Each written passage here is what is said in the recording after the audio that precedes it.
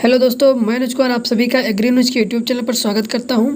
आज हम बात करने वाले हैं बीएचयू आईसीआर के मॉडल पेपर के सेकंड के बारे में। किस प्रकार से मॉडल पेपर के क्वेश्चन पूछे जाते हैं। यहां पर आपको जो भी मैं क्वेश्चन करा रहा हूं, ये सभी क्वेश्चन जो है ये प्रीवियस ईयर में पूछे जा चुके हैं या कई बार ये क्वेश्चन रिपीट हो चुके हैं डिफरेंट एग्जाम में। वही क्वेश्चन मैं यहाँ पर आप लोगों के लेकर आया हूँ, उनका मॉडल पेपर है। तो आप लोग देख सकते हैं किस प्रकार का क्वेश्चन का लेवल आता है। और अभी तक जो भी लोग हमारे साथ नहीं जुड़े हैं टेलीग्राम से ज़रूर जुड़ जाइए। जल्दी ही वहाँ पर कुछ स्टार्ट होने वाली है, तो आप लोग वहाँ पर कुछ देकर अपनी तैयारी को अच्छा कर सकते हैं। लिंक आपको डिस्क्रिप्शन में मिल जाएगी। तो आपको ज़्यादा समय नहीं लेते हुए स्टार्ट करते हैं। मेरा आपसे फिर से एक वादा है कि इस बार आपको, अगर आप हमारी सभी वीडियो को ध्यानपूर्वक देखते हैं तो मैं आपसे 100% वादा कर सकता हूं कि 45 क्वेश्चन आपके 50 में सही ही होंगे। 45 क्वेश्चन आपके सही होंगे। यदि आप सही से पढ़ने वाले स्टूडेंट हैं तो आपके 45 नंबर कहीं नहीं जाने वाले हैं 50 में से। और 45 नंबर 50 में से एक बड़ा जो है रोल निभाता है आपके एडमिशन को लेकर। तो आप लोगों को ज़्यादा समय नहीं लेते स्टार्ट करते हैं। निम्नलिखित में से कौन सा उर्वरक कार्बनिक प्रकृति का है? इसमें से कौन सा उर्वरक, यहाँ पर क्या पूछा है भाइयों, यहाँ पर पूछा है कि कौन सा उर्वरक मीन्स फर्टिलाइज़र कौन सा है जो कि कार्बनिक प्रकृति का है। फर्टिलाइज़र कौन सा है जो कार्बनिक है या ऑर्गेनिक है? तो भाइयों यहाँ पर राइट आंसर आपका हो जाएगा मेरे दोस्तों, यूरिया जो है वो क्या है, कार्बनिक प्रकृति का होता है। ये यूरिया जो है ये फर्स्ट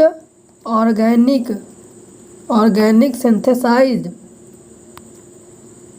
फर्टिलाइज़र है। बाकी जो फर्टिलाइज़र हैं वो सभी इनऑर्गेनिक होते हैं, लेकिन जो ये पहला यूरिया था जो कि फर्स्ट ऑर्गेनिक सिंथेसाइज फर्टिलाइज़र था। बाकी जो खादें होती हैं वो तुम्हारी खाद होती हैं, वो मैन्योर्स जो होती हैं वो सभी क्या होती है, वो कार्बनिक होती हैं। लेकिन आपका यूरिया भी फर्स्ट कार्बनिक सिंथेसाइज फर्टिलाइज़र है, उर्वरक है। आप लोग इतना तो पता ही होगा कि उर्वरक खाद में अंतर क्या होता है। तो उर्वरक जो होते हैं वो किसी एक तत्व की पर्टिकुलर उसमें अधिकता पाई जाती है, लेकिन जो कार्बनिक खादें होती हैं जिन्हें खाद कहा जाता है उसमें लगभग सभी तीनों जो न्यूट्रिएंट होते हैं लगभग NPK वो कुछ ना कुछ मात्रा में पाए जाते हैं। जैसे कि आपको एग्जांपल कैसे समझाएं तो आप में इससे देखे होंगे FYM, जिसे फार्म यार्ड मैन्योर कहते हैं, जिसे गोबर की खाद कहते हैं, जिसमें कि 58 मीन्स 0.5 से 0.25 0.5 तो इतने परसेंट में NPK पाया जाता है। नाइट्रोजन 0.5%,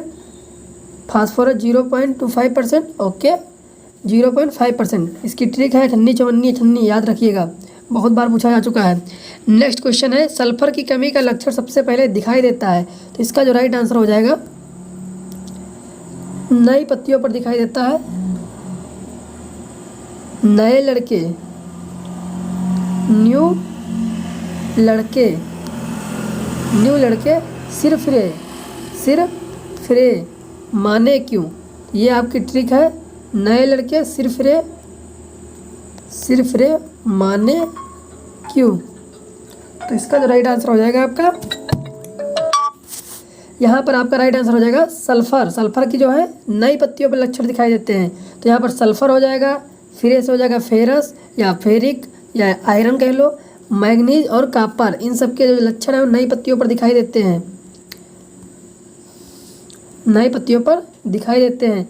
और ओल्ड पत्तियों पर किसके लक्षण दिखाई देते हैं? तो नाना पाटेकर मांगे मोहब्बत ओल्ड लेडी से। ये आपकी ट्रिक है, याद रखिएगा। NPK। नेक्स्ट है, निम्न में गहरे जड़ वाली फसल पद्धति का चयन करिए। इसमें कौन सी फसल पद्धति है जिसमें कि गहरे जड़ की है? तो इसका राइट आंसर हो जाएगा C, मूंगफली, तंबाकू, पपीता। नेक्स्ट क्वेश्चन है, लवड़ी क्षारीय मृदा का pH होता है। सलाइन अल्कलाइन मृदा जो होती है उसका pH कितना होता है? उसका राइट आंसर हो जाएगा मोर देन 8.5। जब pH 8.5 से ज़्यादा होगा तब होगी वो लवड़ी क्षारीय मृदा। आपका है मैथ से केंद्रीय प्रवृत्ति का सर्वोत्तम माप होता है। इसका राइट आंसर हो जाएगा समांतर माध्य। सेंट्रल टेंडेंसी से क्वेश्चन आया है। नेक्स्ट है,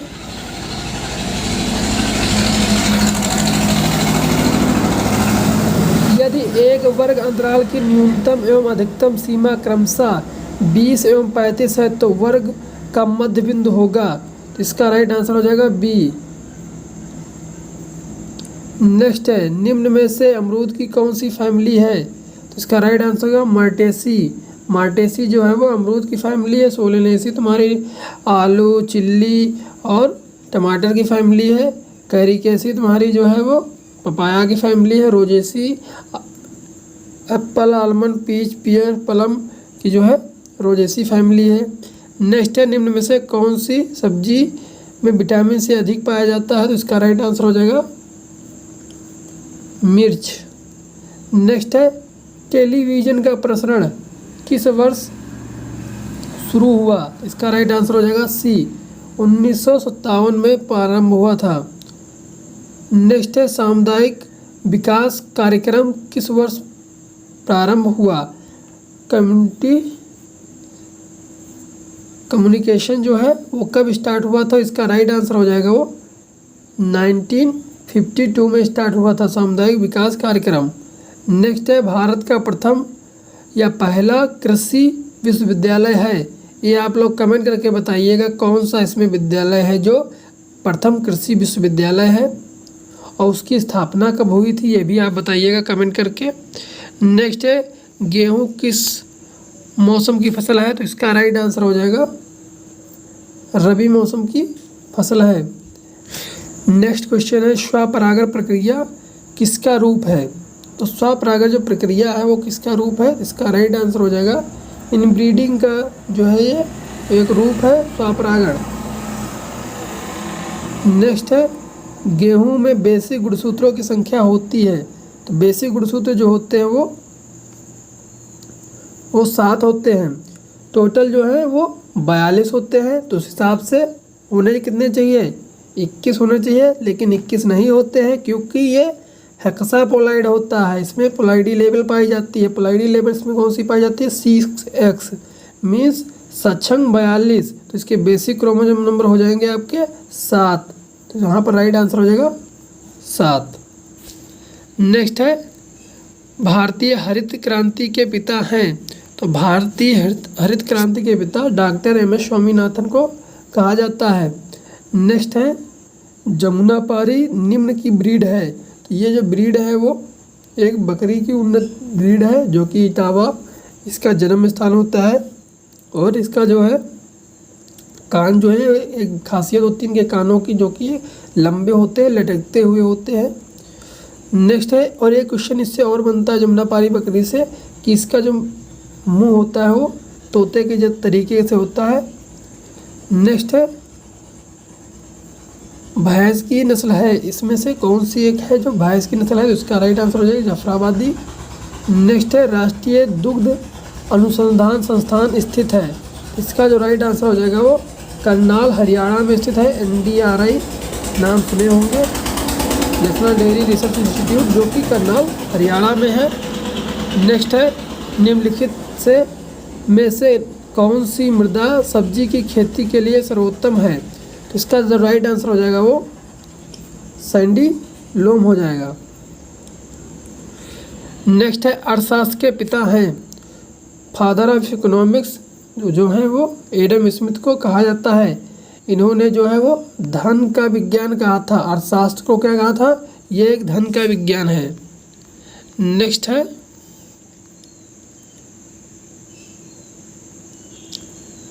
निम्न में से किसे गेहूं के साथ मिश्रित फसल के रूप में उगाया जा सकता है? तो इसका जो राइट आंसर हो जाएगा वो सरसों को ही प्रेफर किया जाता है। इसमें अनुपात क्वेश्चन आता है, क्या अनुपात रखते हैं गेहूं सरसों का? तो इसमें याद रखिएगा 9:1। 9 रो जो रहेंगी वो गेहूं की रहेंगी, 1 रो जो रहेगी वो सरसों की रहेगी। इसीलिए इसका जो रेशियो बनता है वो 9:1 रहता है। नेक्स्ट है, निम्नलिखित में से कौन सी नकदी फसल नहीं है? इसका राइट आंसर हो जाएगा गेहूं जो है वो कैश क्रॉप नहीं है। नेक्स्ट है, भारत का कौन सा राज्य सर्वाधिक रबड़ उत्पादक राज्य है? तो इसका जो राइट आंसर हो जाएगा वो केरला जो है सबसे बड़ा रबड़ उत्पादक राज्य है। नेक्स्ट बात करें तो लाफिंग गैस का रासायनिक सूत्र है। तो इसमें लाफिंग गैस जो होती है तो उसका होता है nitrous oxide N2O। Nitrous oxide जो होती है उसे लॉफिंग गैस के नाम से भी जाना जाता है।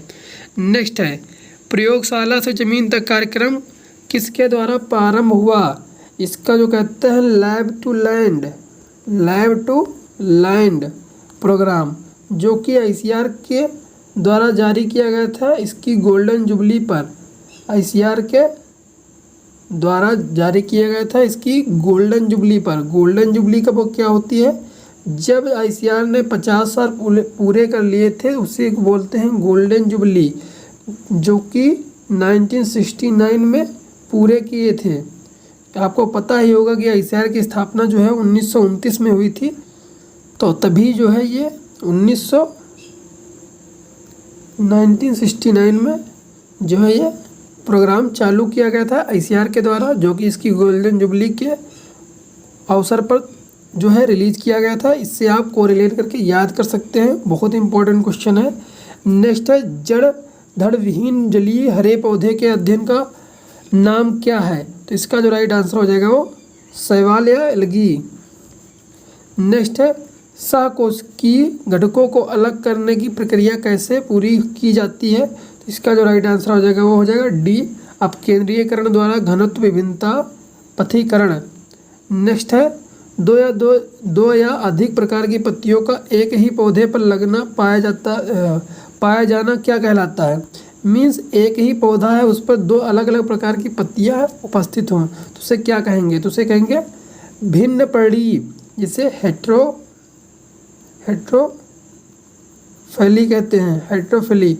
ये जो अवस्था होती है धनिया में पाई जाती है। धनिया आप देखे होंगे, धनिया में कभी कभी क्या होता है दो प्रकार की पत्तियां पाई जाती है, एक जो है कम कट वाली होती है, एक जो है उसी में ज़्यादा कट उसमें पाए जाते हैं। तो इसका एग्जाम्पल भी याद रखिएगा, धनिया जो है वो हेट्रोफिली है या भिन्न पर्णी है।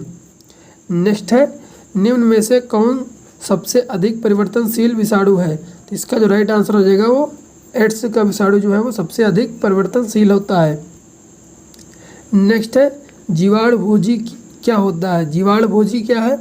जो कि एक कोई बैक्टीरिया है, बैक्टीरिया के अंदर जो संक्रामक विषाणु आ जाता है उसी को बोलते हैं जीवाणु भोजी। नेक्स्ट है अजीवित कोशिकाधारी ऊतकों को क्या कहते हैं? जो अजीवित होते हैं उन्हें ऊतक कोशिकाओं को क्या कहा जाता है? इसका जो राइट आंसर हो जाएगा वो दारू ऊतक कहते हैं। नेक्स्ट है निम्न में से किसके साथ रखने पर ताज़ा अंगूर सिकुड़ जाता है? तो जो ताज़ा अंगूर है वो किसके कारण जो है वो सिकुड़ जाता है? तो इसका राइट आंसर हो जाएगा नमक के घोल में जब रखा जाएगा तो, क्योंकि उसमें क्या होता है कि उसमें आप लोग सुने होंगे प्रसरण या ऑस्मोसिस। तो ऑस्मोसिस जो प्रक्रिया होती है उसी कारण जो है अंगूर जो है सिकुड़ जाता है। नेक्स्ट है मेंडल ने निम्न में से किस पर काम नहीं किया? किस पे काम नहीं किया? तो इसका जो राइट आंसर हो जाएगा वो सी हो जाएगा। मेंडल ने जो कैरेक्टर लिए थे मटर पर, तो उसमें लंबाई का कैरेक्टर लिए थे, रंग का कैरेक्टर लिए थे, येलो है, राउंड है, येलो है, ग्रीन है, ये सभी प्रकार से। येलो जो मटर की फली की माप क्या थी ये भी एक कैरेक्टर में था, लेकिन मटर फली की संख्या ये कैरेक्टर में नहीं था, इसीलिए इसका अध्ययन उन्होंने नहीं किया था, बाकी सबका अध्ययन किया था। नेक्स्ट क्वेश्चन है सेब क्या है? यहाँ पर सेब जो है वो एक अवास्तविक फल है, मीन्स असत्य फल है। असत्य फल है। असत्य फल क्या होता है? जब जाके फल जो है, फल का निर्माण ओवरी से या अंडाशय से न होकर किसी अन्य भाग से होता है पौधे के। किसी अन्य भाग का मतलब यहाँ पर उसके जैसे कि पुष्पासन से हो सकता है, पुष्करम से हो सकता है, पेटल से हो सकता है। अंडाशय को छोड़कर किसी भी भाग से अगर वो डेवलप होता है तो उसे असत्य फल बोलते हैं। जो कि जो फल अंडाशय से विकसित होता है उसे बोलते हैं सत्य फल। फर्टिलाइजेशन के बाद जो है अंडाशय के द्वारा जो है वो विकसित होता है उसे बोलेंगे सत्य फल। जो अदर देन अंडाशय से विकसित उसे बोलेंगे अवास्तविक या असत्य फल या झूठा फल। तो इसमें जो राइट आंसर हो जाएगा वो हो जाएगा असत्य फल। सेब जो है, सेब है, पियर है, ये सभी जो है वो असत्य फल हैं। इसमें खाने वाला भाग क्या होता है? थैलेमस होता है। पुष्प थैलेमस एडिबल पार्ट जो होता है वो थैलेमस होता है, आप लोगों को पता होगा। नेक्स्ट है निम्नलिखित उर्वरकों में से कौन सा उर्वरक विधिक मूल्य नियंत्रण के अंतर्गत आता है? इसका राइट आंसर हो जाएगा यूरिया। इसमें पॉलिसीज के अंदर जो है इसमें सब्सिडी वगैरह सब मिलती है यूरिया में। नेक्स्ट है निम्न में से कौन आनुवांशिक अभियांत्रिकी की विधि है? Genetics engineering. तो इसका जो राइट आंसर हो जाएगा वो बी। मछली से पाई गई आनुवांशिकता का एक खास मूल भौतिकी इकाई को जोड़कर किसी पौधे के गुणों का विकास करना। अब यहाँ पर मछली है या और कोई भी यहाँ पर एग्जाम्पल के लिए दे सकता था। मान लिया किसी पौधे से कोई जीन निकाल कर उस जीन को किसी दूसरे पौधे के अंदर ट्रांसफ़र करके जो किया गई विधि है वो वही होती है आनुवांशिक अभियांत्रिकी या जेनेटिक्स इंजीनियरिंग। नेक्स्ट है बीटी कपास क्या होती है? बीटी ब्रिंजल बीटी कपास क्या होती है? इसमें जो होता है ये कपास की कीट रोधक प्रजाति डेवलप करने के लिए होता है बीटी कपास या बीटी कॉटन के नाम से जाना जाता है। तो बीटी कॉटन जो है इसमें क्या करता है कि कॉटन बॉल वार्म, जो बॉल वार्म होता है उसके प्रति रोग प्रतिरोधक रेजिस्टेंट जो है वो पैदा करता है, इसीलिए बीटी कॉटन को प्रयोग किया जाता है ताकि इसमें कीट का अटैक ना हो। नेक्स्ट है नॉर्मन ई बोरलॉग को निम्न में से किस विषय हेतु नोबेल पुरस्कार से सम्मानित किया गया? तो इसका राइट आंसर हो जाएगा बी, कृषि के क्षेत्र में। नेक्स्ट है GMO का उपयोग निम्न में से किसे दर्शाता है? इसका मतलब होता है GMO जेनेटिक मॉडिफाइड ऑर्गेनिज्म, ऐसा जीव जिसके अंदर का आनुवांशिक पदार्थ को परिवर्तित कर दिया गया हो, रूपांतरित कर दिया गया हो, तो इसे बोलेंगे आनुवांशिक विधि द्वारा रूपांतरित जीव, जेनेटिक्स मॉडिफाइड जीव। नेक्स्ट है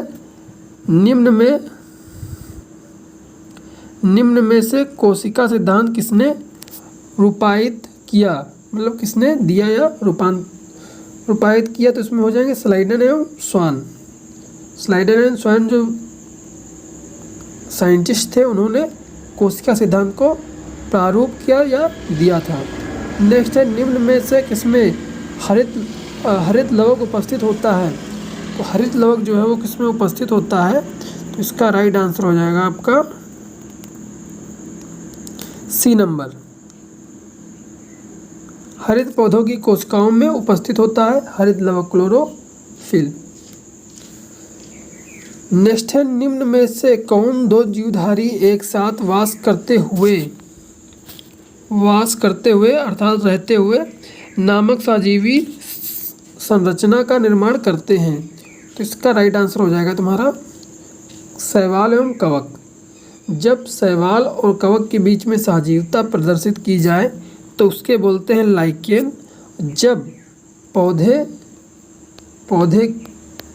हायर जो पौधे होते हैं उनकी जड़ और कवकों का एक साथ सजीवता दिखाई जाए तो उसे बोलते हैं माइकोराइजा। माइकोराइजा बहुत इंपॉर्टेंट क्वेश्चन, याद रखिएगा माइकोराइजा। जब पौधे की जड़ों या कहें कि पौधों और कवकों के सजीवता लक्षण को क्या कहा जाता है? तो माइकोराइजा कहा जाता है। और शैवालों और कवकों के मध्य की जो सजीवता होती है उसे लाइकेन के नाम से जाना जाता है या कहा जाता है। नेक्स्ट है मूलतः ट्रिप्सिन क्या होता है? ट्रिप्सिन जो होता है मूलतः एक प्रकार की ये प्रोटीन है। नेक्स्ट है निम्न में से कौन सा C4 पौधा नहीं है? तो इसका राइट आंसर हो जाएगा धान जो है C4 पौधा नहीं है। मक्का, ज्वार, बाजरा जो है ये सभी C4 प्लांट है, बहुत इंपॉर्टेंट है, कई बार रिपीट हो चुका है क्वेश्चन। नेक्स्ट है निम्न में से कौन जीवाणु दलहनी फसलों की जड़ों में नाइट्रोजन स्थिरीकरण की प्रक्रिया पूरी करता है? तो इसका जो राइट आंसर हो जाएगा वो राइजोबियम जो है इसका राइट आंसर हो जाएगा। और आप लोग वीडियो को अपने दोस्तों तक जरूर शेयर करिएगा क्योंकि शेयर करने में पैसा नहीं लगता है। आप लोग शेयर कर दीजिएगा। बहुत से लोग स्टूडेंट हैं जो देख लेते हैं, शेयर नहीं करते हैं। अपने दोस्तों को ज़रूर शेयर करिएगा। नेक्स्ट है, निम्न में से कौन जीवाणु की श्रेणी में आते हैं? तो जीवाणु की श्रेणी में जो आते हैं उसे सैलोनेला कहा जाता है, या ये जो है इसका एग्जाम्पल जो है वो जीवाणु की श्रेणी में आता है। एजोला, केचुआ, हाइड्रिला, ये सभी जो हैं जीवाणु की श्रेणी में नहीं आते हैं। नेक्स्ट है, अंतर्राष्ट्रीय धान शोध संस्थान कहाँ स्थित है? राइट आंसर है मनीला में है। नेक्स्ट है, निम्न में से रीढ़धारी पशु कौन है? तो इसके according to option right answer हो जाएगा बी। नेक्स्ट है, रुधिर पट्टक का जीवन काल कितने समय का होता है? जो रुधिर प्लेटलेट्स होती हैं उनका जो जीवन काल होता है वो 7 से 8 दिन का होता है। नेक्स्ट है, यहीं पर अगर पूछा जाता आरबीसी का, तो आरबीसी का जो जीवन चक्र होता है वो 100 से 120 दिन होता है। नेक्स्ट है, आनुवंशिक अभियांत्रिकी शोध हेतु निम्न में से कौन सा जीव अधिकतम उपयोगी साधन सिद्ध होता है? तो इसका जो राइट आंसर आ जाएगा वो एस्चेरिचिया ई कोलाई, जिसे ई कोलाई के नाम से जाना जाता है। ई कोलाई जो कि सबसे ज़्यादा जो है यूज किया जाने वाला जेनेटिक्स में जीव है। बाकी सब तो Brassica oleracea, Glycine, max, Azadirachta indica, ये तो सभी क्रॉप्स के नाम दिए गए। ऐसे ही आप एलिमिनेट कर सकते थे, जैसे कि ब्रेसिका ओलेरेसिया ये कोल क्रॉप्स में आएगा। Next Glycine max soybean, Azadirachta indica नीम का साइंटिफिक नेम है। तो यहाँ पर राइट आंसर हो जाएगा जो कि जीव पूछा है। तो ये टोटल मैंने यहाँ पर 50 क्वेश्चन डिस्कस किया। इसी प्रकार नया वीडियो फिर आपको मिलेगा जल्द ही।